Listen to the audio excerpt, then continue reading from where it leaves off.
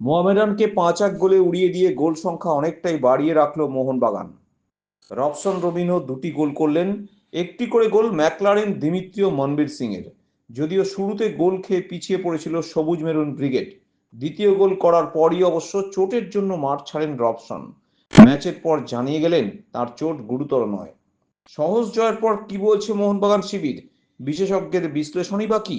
अभी खेलना अच्छा लगता है ना, तो सब भगवान की देन है, जब जो भी गोल मिलते हैं तो उनके वजह सेलिब्रेट करता हूँ मैं हमेशा। और गोल करने के बाद जो सेलिब्रेशन किया आपका, तो मेरे बच्चे के लिए था, उसको मैंने बोला था कि मुझे मालूम है तो करेंगे सेलिब्रेशन। और अभी मोहनबागान टॉप में आ गया है। टीम अच्छा है तो टॉप पे ही रहेगा, सो अपना 100% See, machine. He stay humble. He fight. He go back in more. Bravo. I'm very proud of him. Mohun Bagan 5-1 গোলে জিতলো। ম্যাচ দেখে তোমার যে অনুভূতি সেটা যদি তুমি একটু বলো। 3 পয়েন্ট পেয়েছে। স্কোর আমার কাছে ইম্পর্টেন্ট নয়। 1-0 হলেও আমি এতটা খুশি হতাম। 5-1-এও তাই হয়েছি। আমি বলেছি আমরা কচ্ছপের গতিতেই এগোবো। তো 3 পয়েন্ট পেয়েছে, এটা ইম্পর্টেন্ট। তবে মোহামেডানকে আমি বলবো পুরোপুরি ভারতীয় দল নিয়ে ওরা যে লড়াই করেছে, আমি ওদের অভিনন্দন জানাবো। চেষ্টা করেছে, প্রথমে ওরা গোল দিয়েছে এবং প্রত্যেকটা ছেলে লড়াই করেছে, লাস্ট মিনিট অব্দি লড়াই করেছে। গোল খেয়ে ওরা যে দমে গেছে, ছন্নছড়া হয়ে গেছে তা নয়, কিন্তু খেলাটা ভালোই হয়েছে। আমাদের স্কোরিং এবিলিটি আমাদের টিমের অনেক বেটার, সেই জন্য আমরা এতগুলো গোল করতে পেরেছি। কিন্তু ওরা যথেষ্ট ভালো চেষ্টা করেছে। শীর্ষে মোহনবাগান এই 3টে ম্যাচে শীর্ষে থাকলাম আর 6 থাকলাম ইম্পর্টেন্ট নয়। আমি যেটা আগের দিনও বলেছি, এখনো বলছি, আমাদের ধীর গতিতে এগোতে হবে। রবসনের খেলা নিয়ে কি বলবেন? সাম্বা শট দুটো গোল হ্যাঁ, অপশন তো বড় প্লেয়ার, ভালো প্লেয়ার। তবে যেটা মানতে হবে, এটা বিদেশিহীন ডিফেন্স ছিল। তো ভালো টিম শক্ত টিমের সঙ্গে যখন খেলবে, ভালো খেলবে, তখনই সেটা ভালো খেলা হবে। মোহনবাগান খেলেছি ঠিক আছে, কিন্তু আমাদের ভালো টিম শক্ত টিমের সঙ্গে যখন গোয়ার সঙ্গে খেলবো, জামশেদপুরের সঙ্গে খেলবো, তখনই খেলা খেলতে হবে। কিন্তু বিদেশি নেই কোনো টিমটায়। তো তারাও যে লড়াই করলো, এই জন্য আমি ওদেরকে সাধুবাদ জানাবো। আজকের ফলাফলের যে মার্জিন সেটা কি আগামী দিনেও? না, মার্জিনটা কোনো ফুটবলের মার্জিনের কোনো লিগ, আমি বারবার আগের দিনে বলছি, লিগে 3 পয়েন্ট ইজ ইম্পর্টেন্ট। মার্জিন তো ঠিক আছে, আজকে 5 গোল দিলাম, 1 গোল তো খেয়ে হচ্ছে, তো সেটা ঠিক আছে, কিন্তু মেন হচ্ছে 3 পয়েন্ট পাওয়া। দিমির গোলটা কি বিশ্বমানের গোল বলে? ভালো গোল, বিশ্বমানের গোল আমি বলবো না, ভালো গোল। দূর থেকে দিমি এরকম গোল করার চেষ্টা করে, আগেও করেছে, এবারও করেছে। এরকম ছোট টিমের এগেন্স্টে যখন গোল দিল, ছোট টিম বলতে শক্তির দিক থেকে এখন অনেক ছোট, সেদিক থেকে এই যে 1 গোল কনসিড করলো, সেটা কি কোথাও গিয়ে ডিফেন্সের দুর্বলতাটাকে ধরে তুলছে? না না না, এটা গোল হতেই পারে। আপনি যেটা বললেন এটাও একটা খুব বড় কারণ। মোহামেডান কর্তাদেরও আমার মনে হয় ভাবার সময় এসছে যে এই যে আমাদের একটা জিত, কোথাও না কোথাও আইএসএল খেলতে হবে। আমাদের যদি সেই সামর্থ্য থাকে, তবেই আমার মনে হয় আইএসএল খেলা উচিত। আমি মোহামেডানকে আমি প্রথম কথা ধন্যবাদ দেবো যে তারা খেলছে, কিন্তু আমার মনে হয় প্রপার টিম নিয়ে, নাহলে এই বড় ক্লাবের তকমা, যেটা আপনি বললেন, বড় ক্লাবের তকমা আস্তে আস্তে কিন্তু মোহামেডানের পাশ থেকে খসে যাচ্ছে। এটা তো এক্সপেক্টেড ছিল, এটা কোনো আনএক্সপেক্টেড রেজাল্ট তো হয়নি, বরঞ্চ আরো 7-8 গোল বেশি হতে পারতো। দাদা, ময়দানে বাঙালি ফুটবলার এখন অনেক কম, তা সত্ত্বেও মোহামেডান আজকে স্পন্সরহীন ভাবে যে লড়াই করছে আইএসএল এ, এটা তুমি কিভাবে দেখছো একজন ময়দান প্রেমী হিসেবে, যদি একটু বলো? দেখো, এটার কোনো মানে হয় না, এটা এক্সকিউজ দিয়ে লাভ নেই। ওরাও অনেক স্পন্সর পেয়েছে এক সময়, ঠিক আছে? ময়দানে বাঙালি প্লেয়ার নেই, তাই জন্য performance is the last word. আজকে যখন ওরা আই লিগ থেকে উঠেছিল আইএসএল এ, তখন তো প্লেয়ার খেলেছিল, তাহলে মুম্বাইতে আবার সাম্বা ঝড় অনেকদিন পর দেখা গেল। হ্যাঁ, টিম ভালো খেলছে, এই তো সবে শুরু। এটা ছোট লিগ, তাই প্রতিটি ম্যাচই জিততে হবে। একটা ম্যাচে বেশম খেলে পরের ম্যাচগুলো ডিফিকাল্ট হয়ে যাবে। আসলে ছোট লিগ তো, বড় লিগের কয়েকটা গ্যাপ থাকতে পারে, কিন্তু ছোট লিগ খুবই টাইট টুর্নামেন্ট। দাদা, রবসন অ্যাটাকিং এর যে কটা প্লেয়ার দেখা যাচ্ছে, এই যে ছন্দ, একটা ঝুলন্ত ছন্দ, মানে এটা এখনো সবে শুরু, ছন্দ লাস্ট অব্দি থাকলেই বলা যায় দুরন্ত ছন্দ। তবে টিম ভালো খেলছে, গোল মিস করেছে কিন্তু প্রচুর গোলের চান্স পেয়েছে। এটাই ভালো লক্ষণ। গোল এক গোলে ডাউন হওয়ার পর এরকম ভাবে না, এক গোলে ডাউন, একটা অ্যাক্সিডেন্টলি গোল হতে পারে, সেটা বড় ব্যাপার না। আর ডিমির গোলটাকে কি বলবে? ভালো গোল, ডেফিনেটলি ডিমি বড় player। আর ডিমি এবার এই সিজনে অনেক ভালো খেলছে, অনেকটা ঝরিয়েছে, দৌড়াদৌড়ি করছে। আজকে রবসনকেও দেখা গেল অনেকটা সত্যি মহিমা কি বলবেন? রবসান আগের ম্যাচেও ভালো খেলেছে। তোমাদের কথায় সমহিমাটা কি সেটা তো আর বোঝা যায় না, কিন্তু রবসান আগের ম্যাচেও ভালো খেলেছে। কোচ বদলটা কি এই প্লেয়ারদের খেলার মধ্যে এফেক্ট করলো?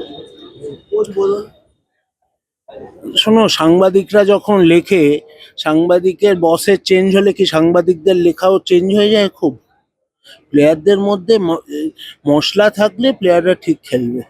দেখো দেখবো মানে ওই 100-র সঙ্গে 20-র খেলা, একজনের 100 পয়েন্ট, একজনের 20। তো 70-80-100 হলেও একটা কথা ছিল। নতুন ছেলে সব, ফরেনার নেই, একটা 4টে ফরেনারের বিরাট ডিফারেন্স, সেই ফরেনাররাও নেই, তো ন্যাচারালি একটা বিশাল ডিফারেন্স। দৌড়চ্ছে, খেলছে, কিন্তু এরা অনেক ম্যাচিওর। এরা ঠিক জায়গায় বল পেয়ে যাবে, ঠিক জায়গায় প্রেসার দেবে, ঠিক জোনটাতে কভার করে রাখবে। শুধু দৌড়লে তো আর ফুটবল হয় না। তাহলে যদি হতো তাহলে তো রানাররা ভালো ফুটবল খেলতো। তো ন্যাচারালি এই টিমের এগেনস্টে 5 গোল কেন 10 গোল হওয়ার অস্বাভাবিক কিছু ছিল না। মিসও করেছে, প্রচুর মিস করেছে। কোচ কি স্ট্র্যাটেজি নিয়েছে এই নিয়ে কথা বলে লাভ নেই। এই ম্যাচে উনি অনেক এক্সপেরিমেন্ট করলেন, একদমই ঠিক না। আমি বারবার বলছি দিমিত্রি কামিন্স কিন্তু আবার ঝোলাবে এবছর, এটা আমি গত 2 বছর ধরে বলে আসছি, এবছরও তাই হবে। দিমিত্রি লাস্টে একটা বল পেলো বাঁদিকে, বলটা নিয়ে আরামসে টোকা মেরে ঢুকে যাওয়া যেতে পারতো, ওখান থেকে ও সেন্টার করে দিল অপোনেন্টের গায়ে, পায়ে, বলটা নিয়ে আরামসে যেতে পারতো। এই কনফিডেন্সটাই নেই, প্রথমত বাঁ দিক দিয়ে খেলার কনফিডেন্সটাই দিমিত্রির নেই। ও যা কিছু ডান দিক দিয়ে করে, তার মধ্যিখান দিয়ে, আর এই যে ডজ করে বেরিয়ে যাওয়া, তার লং ডিস্টেন্সে যাওয়া, সেই স্ট্রেংথটাও ওর নেই এই মুহূর্তে। আর কামিন্স তো ছেড়ে দিলাম, কামিন্সকে ছেড়ে দাও, কামিন্স একদমই ঠিকঠাক লাগছে না। ম্যাকলারেন কোনো সন্দেহ নেই, অনেক বেটার, অনেক বেটার। রবসন 2টো গোল করেছে, কিন্তু বাট এই ম্যাচে গোল করে যদি আমি হই হই করি, দর্শক দেখাই, এখন এদের প্লেয়ারদের হয়ে গেছে যে দর্শক টানা, মেম্বার টানাটা একটা মেন এদের টার্গেট হয়ে গেছে। গোল করে এমন দর্শকদের সামনে আরম্ভ করে যেন এ ওয়ার্ল্ড কাপ দিয়ে দিয়েছে টিমকে। কার এগেনস্টে গোল করছে তুমি? মোহামেডান এগেনস্টে। তাদের কিচ্ছু নেই, কিচ্ছু নেই টিমটার। না ফরেনার, না ভালো নাম করা প্লেয়ার, ইন্ডিয়ান প্লেয়ার, কিচ্ছু নেই, জুনিয়র ছেলেগুলো। তো ন্যাচারালি তারপর রবসনে লেগে গেছে। আমার মনে হয় না রবসন আগামী কয়েকটা ম্যাচ খেলতে পারবে। কোলাসোকে তো বাঁদিকটাকে অফ করে দিয়ে কোলাসোর তো 12টা বাজিয়ে দিচ্ছে, এটা আমার মনে হয়েছে। লোবেরও কোলাসোর 12টা বাজিয়ে দিচ্ছে, কোলাসোর খেলাটাই নষ্ট করে দিচ্ছে। কোলাসো যে ফুটবলটা খেলে সেটাও খেলতে দিচ্ছে। এবার পরের দিকে একটু একটু না বলে ও যেটা করে, ডজ করে গোলে মারার চেষ্টা, সব বল গোলে মেরে দেয়, পাস দেয় না অনেক সময়। সেইগুলো অল্প সময় চোখে লাগবে, পুরো ম্যাচে চোখে লাগবে না, কিন্তু অল্প সময় নেবে যদি এগুলো করতে যায় চোখে লাগবে, তখনই বলবে রেখে দিয়ে কোনো লাভ হবে না। আদৌ তা নয়। কোলাসোকে ছেড়ে দিতে হবে, ওকে ওর মতো খেলতে দিতে হবে। সেটা আগের কোচেরা জানতো বলে ওকে ইউটিলাইজ করেছে কয়েকজন। সাহালকে তো নামাবেই না, সেই শেষের দিকে আজকেও 15-12-13 মিনিট আগে নামালো। সাহালকে পছন্দ করে না বোধহয়, কি করা যাবে। সাহাল অনেক বেটার প্লেয়ার, ইউজ করা উচিত মাঝ মাঠে। অবশ্যই হয়েছে, কেন মনবীরের যে খেলা, সেই খেলা মনবীরের মধ্যে ওই ছটফটে ভাব, ওই ফ্রি যাওয়া, ডান দিকটা দিয়ে ওঠা নামা, মনবীরের সেটা দেখলামটা। কেন আগের দিনও সে নেমেছিল পরে, কিন্তু দেখলাম না এটা। এই কম্বিনেশনটা আমার ঠিক ভালো লাগছে না। মনবীর অ্যান্ড কোলাসো, এই দুটো কম্বিনেশন থাকা উচিত, এই দুটোকে ইউজ করা উচিত। আমি জানি না পরে কি চিন্তা ভাবনা করছে, বলতে পারবো না। কম্বিনেশন তবে এই ম্যাচ নিয়ে কোনো কমেন্টস করা উচিত না, কারণ এই ম্যাচের কোনো গুরুত্বই নেই, মানে এটা সেই এলেবেলে ম্যাচের মতো হয়ে গেছে। দেখো, সুভাশিসের লেগে গেছে আগের দিন, সুভাশিসের ইনজুরি, এমনি আজকে সিজনের প্রথম দিকে ওর ইনজুরি ছিল, তারপরে সারিয়ে এসেছিল, আবার লাস্ট ম্যাচে লেগে গেছে। সুভাশিস থাকলে তো আমি সবসময় সুভাশিসকে প্রেফার করব। তো সুভাশিস যখন নেই তখন অভিষেক আর রানাডেই খেলবে, ডান দিক রানাডে। আবার মেহতাব সিংও আছে, মেহতাব সিংকেও তুমি ইউজ করতে পারো, মেহতাব সিংকেও ইউজ করা যায়, অল্টারনেটিভ আছে ডান দিকটা। কিন্তু বাঁ দিকটা তো সবাই খেলতে পারে না, বাঁ দিকে অভিষেক, জেনুইন অভিষেক বাঁ দিকের প্লেয়ার, তো অভিষেক থাকবে, ডান দিকে রানাওয়াডে বা মেহতাব যে কেউ একটা ফিট হয়ে যাবে যদি দুটো স্টপার খেলে, ফরেনার দুটো খেলে। না ঠিক আছে, টিম 4-5 গোলে লিড করছে, আমি আমার বেঞ্চটা পুরো সবাইকে একটু করে খেলিয়ে দিলাম, দেখে নিলাম না, খেলিয়ে দিলাম। দেখো, 10 মিনিট খেলিয়ে তো আর কি দেখবে তুমি, 15 মিনিট খেলিয়ে তুমি কি দেখবে? একটা সামনের প্লেয়ার কটা বল সে টাচ করলো, কটা বল পেলো, তার উপর অনেক কিছু ডিপেন্ড করে। আবার অনেক সময় সুপার সাব বলা হয় কাকে, নেবে একটা গোল করে দিল বললো সুপার সাব। এগুলো সব আমরা তৈরি করেছি, এগুলো সব আমরা তৈরি করেছি। নেবেই ভট করে পায়, বল পেয়ে গেল, গোল করে দিল, হতেই পারে। আবার অনেকে হয় না, অনেক ভালো ভালো প্লেয়ার করতে পারে না, তার মানে এই নয় যে তারা ভালো প্লেয়ার নয়। এগুলো সব কথায় চলে আসছে, এগুলোকে নিয়ে চললে হবে না, তোমাকে টেকনিক্যালি প্র্যাকটিক্যালি ব্যাপারটা দেখতে হবে যে পরের দিকে নামলে সে কতটা টিমের সঙ্গে অ্যাডজাস্ট করতে পারছে, তাকে সময় দিতে হবে। হুট করে নামিয়ে দিলাম হয়ে গেল, এটা হয় না সব সময়।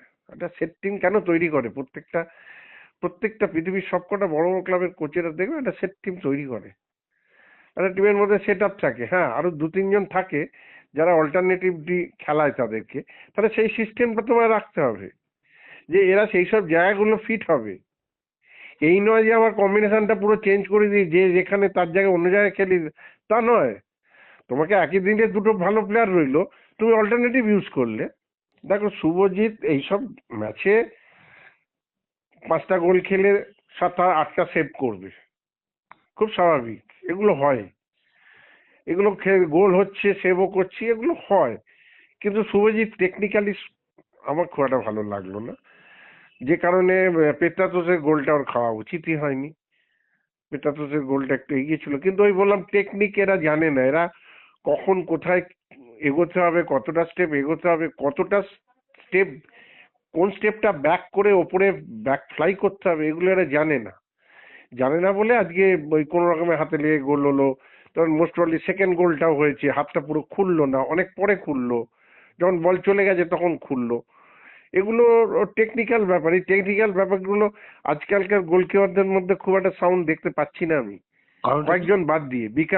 বিশাল কায়েত আছে, আর তোমার Ritwik is to some extent, আর গুরমিত আছে তোমার নর্থ ইস্টের।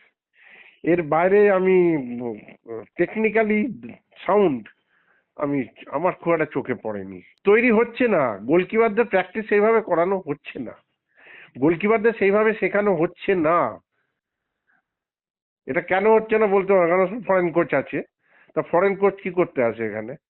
ফরেন কোচ তো যে মেন কোচ আছে তার সঙ্গে একটা গ্রুপ আছে, তাতে গোলকিপার কোচ থাকে, ডিফেন্ডার থাকে, কোচ থাকে, মিডফিল্ডের কোচ থাকে, সব কোচ থাকে, এর একটা পুরো সেট চলে আসে। এ তো ব্যবসা, এগুলো পুরো সেট চলে আসে। এসে চলে এলো সেই গোলকিপার কোচ, দেখলো না সেই গোলকিপার কোচ আদৌ কতটা গোলকিপারদের প্র্যাকটিস করাচ্ছে। গোলকিপারদের এক্সট্রা কোনো প্র্যাকটিসই করানো হয় না। আমি তো মাঝে মাঝে জিজ্ঞেস টেস করি, খোঁজ খবর রাখি যে কিরম প্র্যাকটিস হচ্ছে, কি ব্যাপার। সে হার্ড প্র্যাকটিস গোলকিপারদের কোথায় হচ্ছে, সেই টেকনিক্যাল প্র্যাকটিস কোথায় হচ্ছে? গোলকিপারদের প্র্যাকটিস করানোর জন্য আলাদা সময় কোথায় দেওয়া হচ্ছে? দেওয়া হচ্ছে না। এই তো সন্দীপের কাছেই শুনলাম অস্কার কি বলে আলাদা করে প্র্যাকটিস করতে বারণ করে, মানে প্র্যাকটিসের টাইমে প্র্যাকটিস হবে। আমি মনে করি গোলকিপারের প্র্যাকটিসটা এখন এমনই মানে এমনই, আমি কি বলবো, অন্য প্লেয়ারের চেয়ে অন্য রকমের প্র্যাকটিস, স্পেশালাইজ জায়গায় এটা স্পেশালাইজ প্র্যাকটিস হবে, সেটা সবসময় আলাদা করা উচিত। তবে তো গোলকিপারকে নিয়ে আলাদা গোলকিপার কোচ আলাদা প্র্যাকটিস করাবে। কিছু কিছু স্টেপ আপ আছে, ফুটিংস আছে, অনেক কিছু আছে, লিফটিং আছে, গ্রিপিং আছে, অনেক কিছু আছে। এগুলো তো ওই টিমের সঙ্গে প্র্যাকটিস করাতে গেলে হবে না। টিমের সঙ্গে 10 মিনিট 20 মিনিট সময় দিল ওয়ার্ম আপ করতে করতে, কোচ ডেকে নিল, ডেকে নিয়ে এখন ওই সেটা প্র্যাকটিস হবে, ম্যাচ খেলা হবে, ও প্র্যাকটিস হবে, হয়ে গেল প্র্যাকটিস শেষ। তাহলে গোলকিপার উন্নতি করতে কি হবে? গোলকিপারদের আলাদা সেশন হবে, আলাদা প্র্যাকটিস হবে। এগুলো হয় না, তাই গোলকিপার একটা গোলকিপার নেই। আমার লজ্জার কথা যে ফরেন গোলকিপার খেলা চিন্তার কাছে স্পেন থেকে গোলকিপার আনিয়েছে, আমাদের দেশে গোলকিপার নেই, সত্যিই নেই। যেগুলো আছে সেগুলো তো মানে খুব খারাপ অবস্থা। আর গুরপ্রীত সিং সান্ধু, অমরিন্দর কতদিন আর খেলবে? সারা জীবন ধরে তো খেলতে পারে না, ওদের তো এবার সরে যাওয়া উচিত তো। আর গোলকিপার কই? চোখে পড়ার মতো আর কেউ নেই। একটা গোলকিপার চোখে পড়ে না। ওই আন্ডার 17 খেলেছিল তোমার ধীরাজ সিং, সে কোথায়? তার কোনো খবরই নেই। গেলেও কোনো টিমে একটা দুটো ম্যাচ খেলে, তারপর ওই সেকেন্ড গোলকিপার হিসেবে দিনের পর দিন বসে থাকে। কনফিডেন্স বাড়বে, গোল বাড়িয়ে রাখবে, সবাই রাখবে, এবং সবাই লুজ টিমকেই আগে টার্গেট করবে। এই মোহামেডানকেই টার্গেট করবে সবাই। আজকে মোহনবাগান শুরু করলো, এবার সবাই মোহামেডানকে টার্গেট করবে গোল অ্যাভারেজ বাড়ানোর জন্য।